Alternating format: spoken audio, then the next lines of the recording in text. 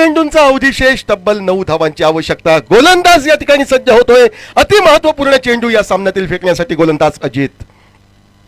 यावेळी संपर्क होतोय, चेंडूला भिरकावून दिलं जातंय, ते डीप लॉंग ऑन सीमारेषा पलीकडे 6 धावांसाठी।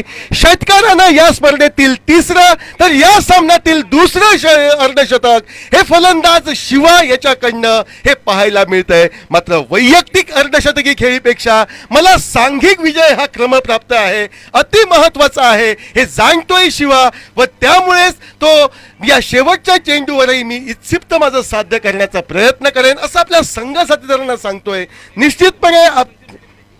निश्चितपणे टाळ्यांच्या घोषात दिलेली मानवंदना तो स्वीकारतोय आणि पुढील आपलं लक्ष्य सिद्ध करण्यासाठी एका चेंडूवरील 3 धावांचं तो सज्ज होतोय। अर्थातच या ठिकाणी स्ट्राईकला फलंदाज शिवा तर नॉन स्ट्राईकचा फलंदाज मनोज सकपाळ।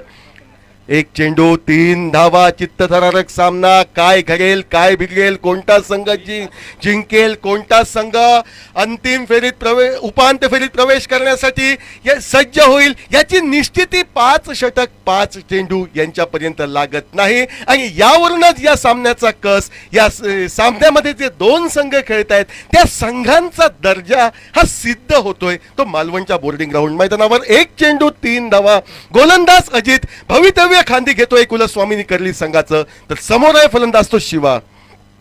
आकुड टप्प्याचा चेंडू स्वतःसाठी जागा करतोय, बॅकफुटला जाऊन स्क्वेअर कटचा नेत्रदीपक चौकार हाणतोय आणि या चौकारानं विजयावर शिक्कामोर्तब होत आहे ते साई मनोज कणकवली क्रिकेट संघाचं।